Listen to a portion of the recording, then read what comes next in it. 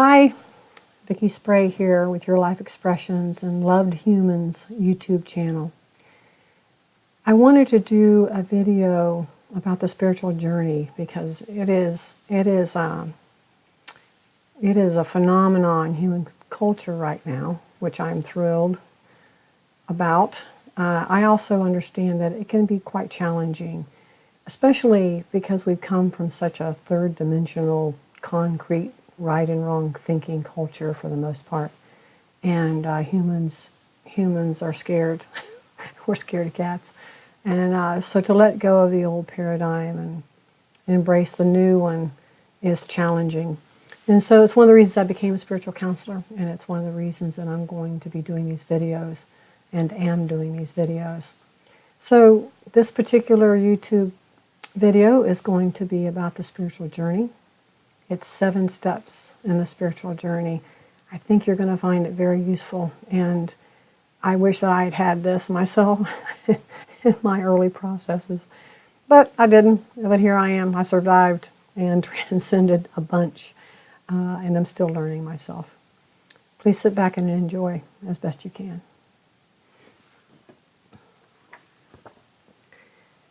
The Great Awakening that is occurring in humanity is changing the lives of millions of people. There has not been another time in history when there is such a willingness to understand what makes us do the things we do and to move beyond and toward our true nature as spirit beings in human form. We are learning to heal the inner wounds that cause so much damage to ourselves and to others. We are allowing inner guidance to move us to spiritual wisdom that transcends who we have believed ourselves to be. It is a powerful occurrence, and if you are watching or listening to this video, you are a part of this awakening. We are beginning to understand that healing the subconscious beliefs that have dictated our actions and choices can take our lives to its highest potential. Our new self-awareness of the truth of our identity will heal the world. It is inevitable. And though, just like the human journey of having to sometimes hit hard bottoms in order to wake up to the truth of who we are, the human collective will have some hard bottoms for the purpose of waking up and then learning to live from the high truth of our divinity. This is a great force at work, and humans are being called to live from a new place, from a new awareness. As a spiritual counselor working with clients who were often slammed into an awakening by life circumstance, and of course in my own journey in studying, I've detected certain patterns of the spiritual journey that might be useful for you. These are not cemented as the only patterns. If the spiritual journey has only one consistent lesson, it would be to not hold on to any truth, quote unquote, too tightly, as the universe always has another truth that will blow your mind just around the corner. And these 7 steps could be articulated in 1,000 other ways, as the uniqueness of humans cannot be underestimated. And I'm often in awe at our unique expression of the divine. Though I've been reluctant to put the spiritual journey in any steps, I've seen too many people add on a great deal of unnecessary pain and time to that journey by thinking they are getting it wrong. You can't get it wrong. You can only add frustration and stress to the journey, but you cannot get it wrong. And just like humans have their patterns in the spiritual journey, Spirit has at least 3 patterns within each of these 7 stages. Number 1, Spirit will help you feel the support of the universe in the process of your awakening.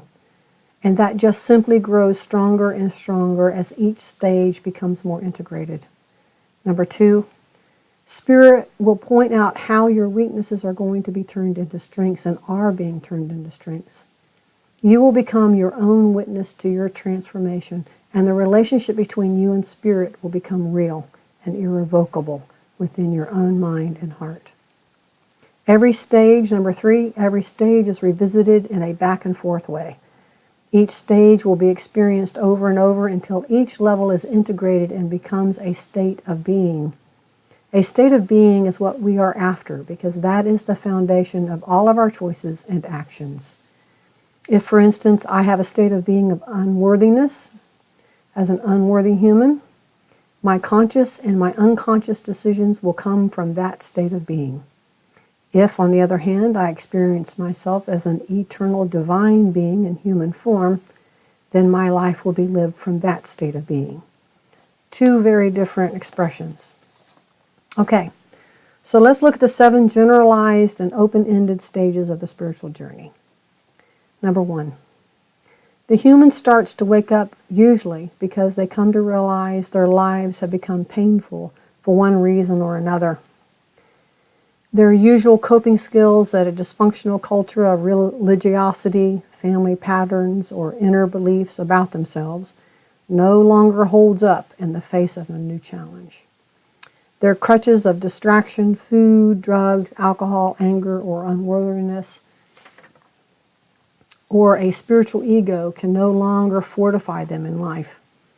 Some have just exhausted themselves from carrying family wounds and unprocessed emotions, and so life has invited them to move past old coping skills of survival and control and into a whole new awareness about themselves and the world they inhabit. A new awareness wants to be born in their lives, but the resistance to that unknown is formidable. One of the characteristics of this particular stage is it's painful, and it's also exhilarating. Many days may be spent in bed with covers over your head. There will be times when you recognize something huge is happening deep within. You might begin to suspect that there is a force working for your greater good. Number 2. Number 2 is a growing sense that a cosmic sledgehammer has been slammed down onto the foundation of who you think you are, and none of those pieces can hold you steady and upright. Everything feels as though it might slip out from under you, and some things actually disappear out of your life. You may get laid off or fired from a job you had long ago outgrown, or leave a relationship for the same reason. You question the truth of your I amness. Am I the person everyone wanted me to be, or am I who I have wanted to be? Do I really even know what I want? What is my worthiness based on? My job? My work in the world? On who loves me? On who doesn't love me? Am I significant to myself? Have I settled for normal when I yearn for the extraordinaire? This process is also painful, and it can also be increasingly exhilarating. You might start to see yourself as something other than a person who is slammed about by your past or your fear of the future. And though you may not have never been as frightened as you are now, you have a sense that something important is happening in your life. A new something is starting to be built by discarding the fragments of your foundation that have served their purpose in your life and are now ready to be discarded, as they are now hindrances to the advancement of your own awareness. Stage 3. More layers of the roles you picked up as inferior, shy, timid, or the 1,000 other ways humans use smallness to protect themselves from their own greatness start falling away. You will see that you took on an I am from a dysfunctional world you were born into. The roles of what women are and what men should be are shattered. The belief that doctors know best are shattered. The willingness to obey authority is shattered. The deep-seated belief that your parents are your gods and that they should not have made mistakes in your upbringing is shattered. You are beginning to take responsibility for your own life and your own happiness.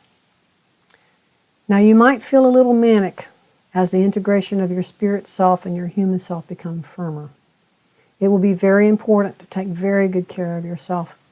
Say no to things that you do not want to do.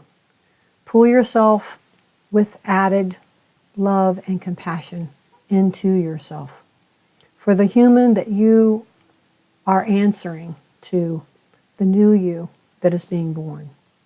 Trust that you have been called and you are answering the best way you know how. Deepen your relationship with the unconditional love of the spiritual realm that is a part of you and you a part of it. Number 4. By this time, some of your relationships have changed. Perhaps a new path of work has presented itself. You might have transformed your primary relationship to reflect your new understanding of who you are, and perhaps your relationship to your family of origin has courageously been assessed, and you have made some powerful decisions that has changed how you move in relationship to your family of origin. Things still feel unsettled in the world of form, but you trust in the process, like knowing you are in the river floating downstream instead of paddling upstream, as Abraham puts it. It is more of a habit than it has ever been before. One of the things that you are able to feel at stage 4 is that you feel a little less manic, and you're more centered more often. And the times you get away from your centered self, you recognize when that happens. And you are able to take responsibility for your own emotions and get back to your centered, aligned self more readily and with more assuredness. Stage 5. Starting to get fun now. Your foundation is reconstructed by your new awareness to reflect your divine right to worthiness. You recognize that you are enough. You are enough just the way you are. And though you have weaknesses, you also have strengths. And now, because you own your own worth, no one can take that ever take that away from you again. If you do doubt yourself, you recognize it immediately, and instead of bringing the shame of the old, it takes you to discernment. You question from a place of absolute love and compassion instead of the old fear of lack of self-trust. You know that the rest of your life and beyond is meant for your evolution into the mastery of being a divine being. Your actions will increasingly shine from the truth of your divinity. In this stage, your interactions with most everyone you interact with will be peaceful and supportive. Your feelings of awe, reverence, and gratitude will take the place of discontent and worry. Your ability to get into and stay in the now moment will last for longer periods of time. Stage 6, it even gets more fun at this point. Your spiritual gifts become more relevant in the world of form, bringing with it much relief for other humans on their spiritual journey. Your faith is strong, and your attachments are few. Your worth is unquestionable and unaffected by anything that happens in your life or around you. You see the world from someone who is eternal. You experience oneness with all that is more often than not. Your greatness has nothing to do with what you do in the world. Your greatness is based solely on your awareness of your true identity as I am that I am. Many, many humans will be drawn to you. For the love that you emanate, you will not be able to help yourself. Absolute unconditional self-love for yourself and others is a primary sense of your being. Your service to those that law of attraction brings into your life will be powerful, and you will continue to learn the secrets of the universe. 7. Your capabilities will match those of the masters we have had in our human history. You will be a healer. You will be a shapeshifter. You will experience telepathy, teleportation, psychic abilities, and the powers that we presently call supernatural will be viewed as natural abilities of spirit beings in human form. You will live your life knowing that the only difference between you and the angels will be that you are in physical form. So these 7 stages can help us to understand a process that is now in our presence. Human evolution will continue, and it will continue from a point of being more in touch with the spirit aspect of who we are and less to the human. And that way we get to experience ourselves truly as spirit beings in human form.